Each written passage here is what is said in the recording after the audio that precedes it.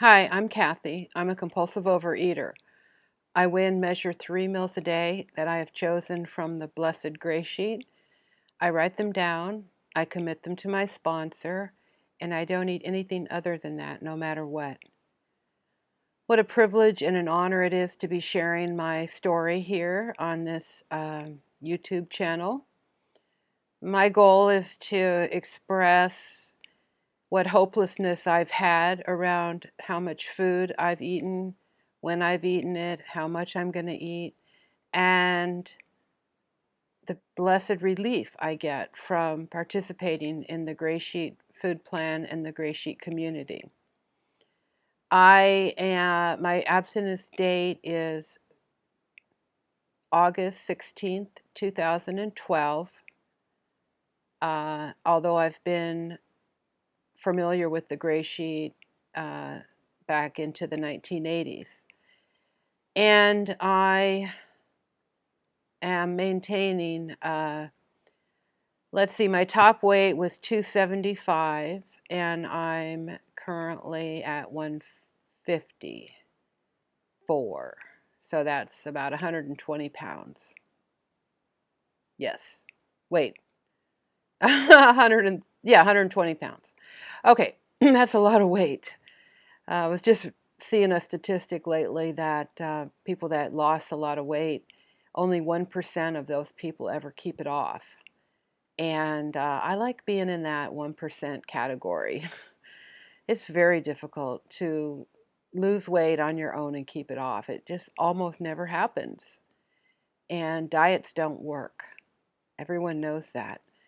What we have here, the Gray Sheet Food Plan, is a way of life, and it's just completely different than a diet.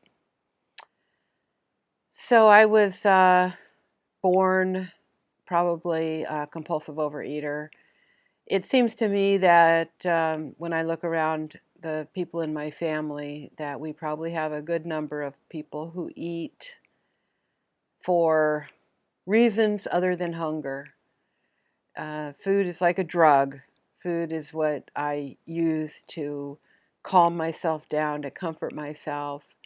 I remember being a very unhappy child, very tense and nervous and frightened, just so frightened about what I was going to do, how I was ever going to get through life. I felt so confused and inadequate and fat and distant and disconnected from life.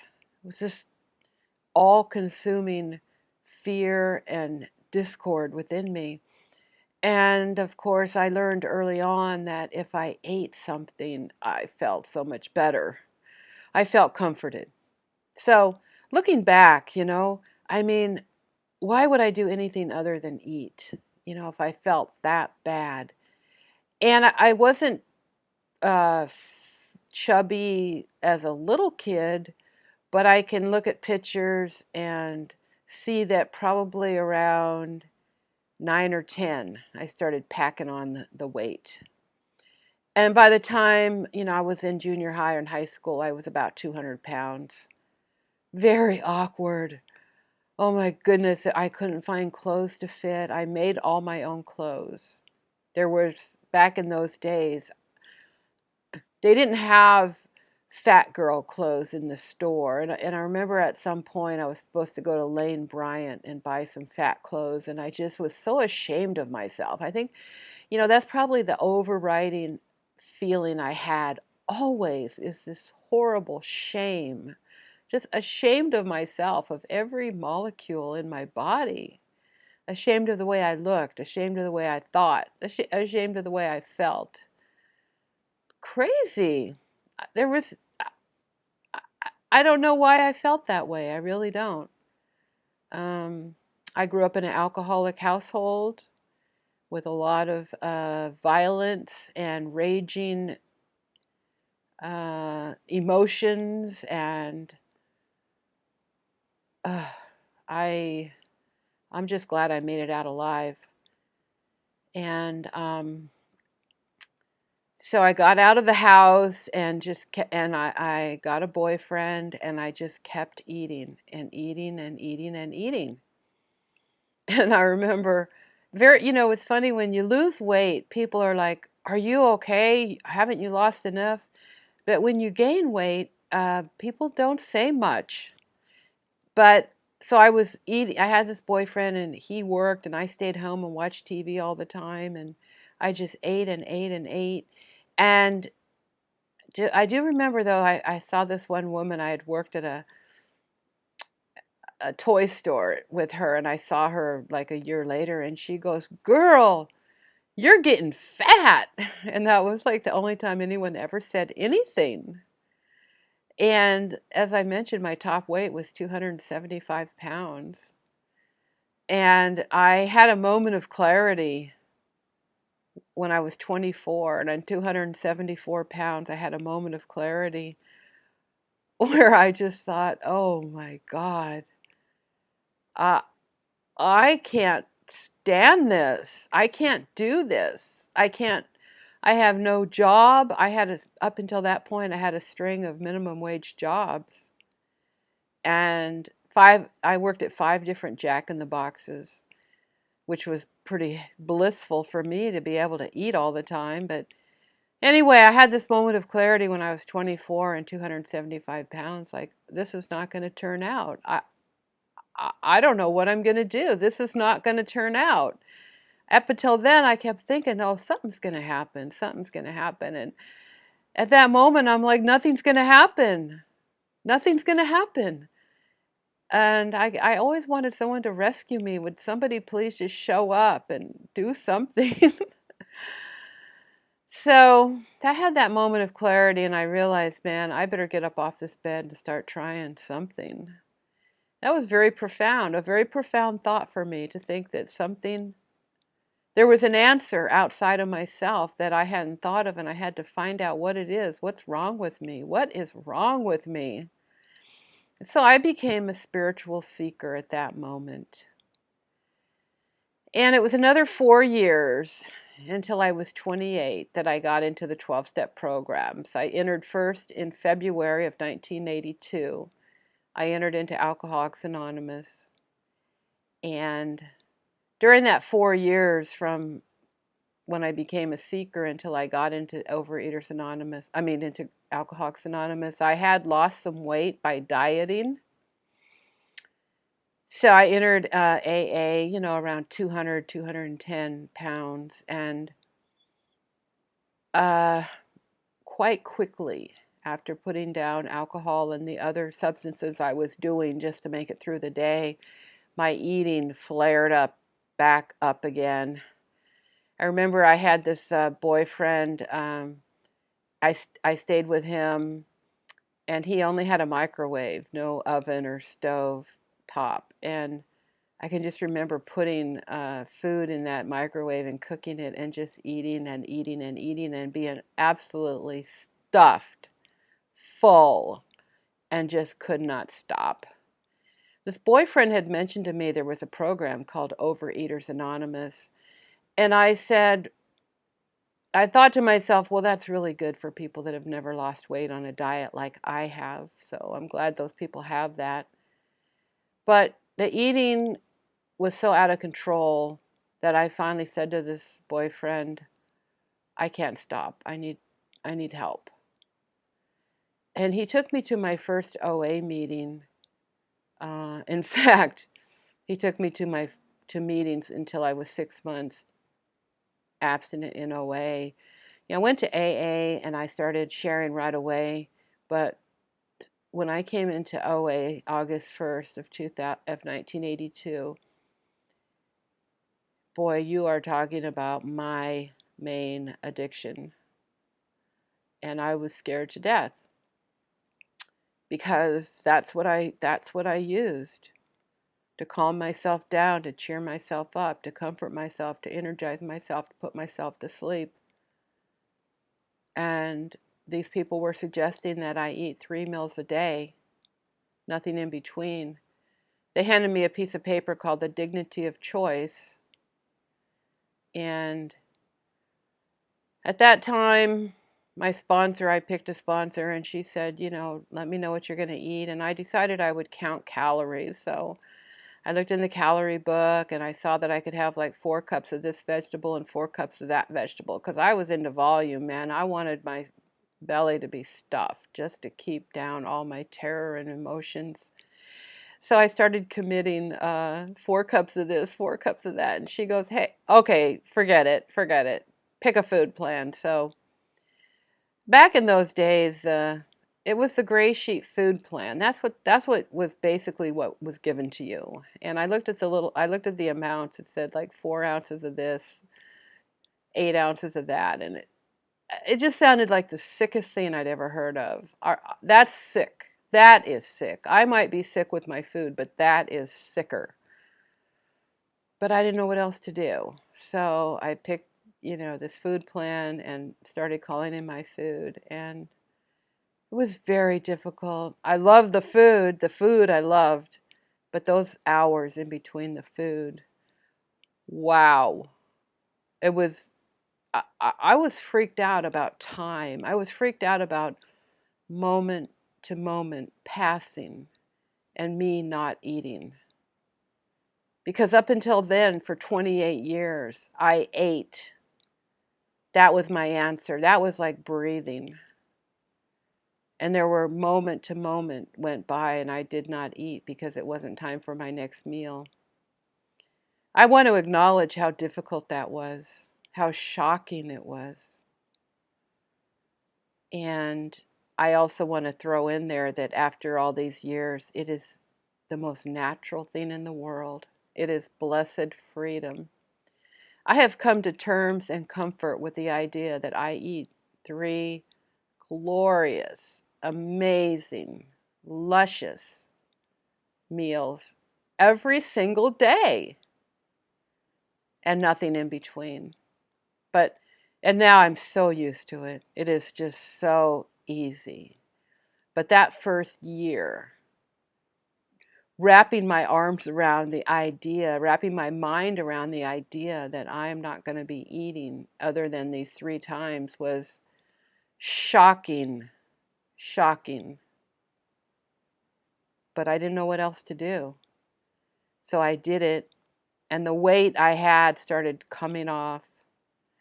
Oh my goodness, I became a superstar. I remember at one time I was sponsoring 17 people.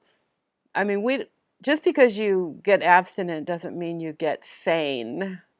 I really didn't know how to live.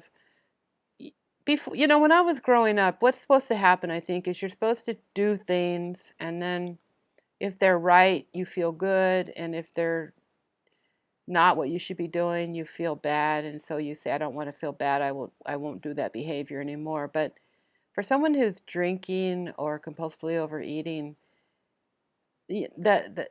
that whole system breaks down because the behavior never changes because the bad feelings are not allowed to be felt.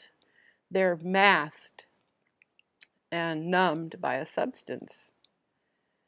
So I only started to grow up when I put down the alcohol and when I put down the food. And I mean, I was like a baby. I was like a toddler. I was like a temper tantrum toddler kid. And so slowly over these years, I've grown up. And at 10 years of abstinence, somehow I started doing the Gray Sheet food program with Gray Sheet people. At some point, OA decided not to have a food plan anymore. And these women in Cambridge got together and said, we need this food plan. So they created a new program called GreySheeters Anonymous. And somewhere around 10 years of abstinence, I decided that I wanted to get a boyfriend. And I decided I would just take the Gray Sheet food plan and not do it no matter what. I wouldn't do it in restaurants, and I just would try and be normal. So I spent 20 years out there on my own. I was extremely lonely. I need a fellowship, and I love the Gray Sheet Fellowship. The quality of recovery that we have is extraordinary. Extraordinary. Anyone that wants recovery enough to do what we do, weigh and measure 3 meals a day from the Gray Sheet, commit them to a sponsor, and not eat anything other than that, no matter what. And that includes weekends and holidays, no matter what. Whoever wants recovery that bad, I just love GreySheeters, and I want recovery that bad.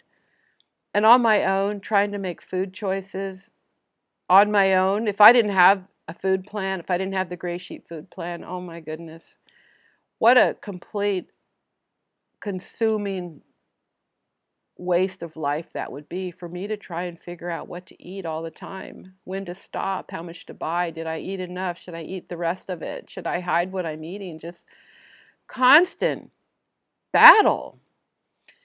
So I, thank goodness, thank God, I came back to Gray Sheet Community August 16th of 2012.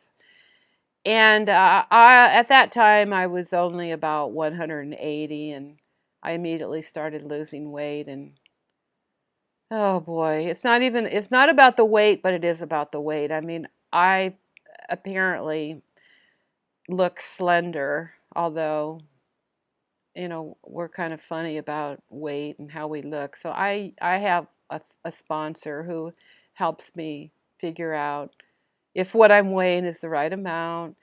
It may sound childish, and there may be people listening to this who feel like they're not as hopeless as me. That's fine. Go for it. Do it. Love it. But I need so much help. And my life is extraordinary. Doing the Gray Sheet food plan requires a lot of self-care. It requires a lot of planning and preparing. And every time I prepare my food and weigh and measure it and enjoy it, it brings me this level of self-regard, of self-dignity, of self-respect I never, ever thought I would ever achieve. I really have been such a bad actor early in my life. I was a thief, I was a liar and a cheat. And I actually have grown into this very dignified, respected, well-regarded woman.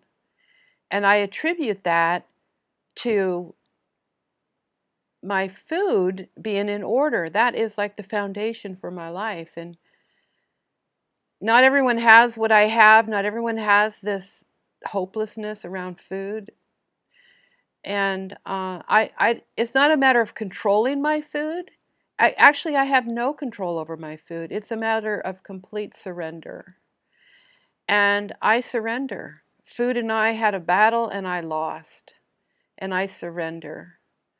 And I have utter, complete peace with my food. If anyone that has what I have, this eating disorder, I am allergic to starches, grains, and sugar. I can never pick those things up, ever. There's not, if you go to AA, nobody says, oh, work the steps and then you can drink like a normal person. No, it doesn't matter how spiritual I get, I will never be a normal eater. And having my food in order, this is like AA for food. And it's so clear that I'm abstinent. And I have such blessed peace and freedom. I cannot express my gratitude. And that's what I wanted to say, is that I am a hopeless compulsive overeater. Intuition doesn't work for me when it comes to what to eat. I need a program like that we've all agreed on. We have a common solution. And that solution for us is Gray Sheet Abstinence. And I love my food. And I love my abstinence.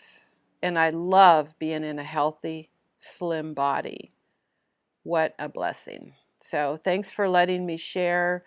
Thanks for listening. And I hope anyone that has what I have can find this freedom. Thank you.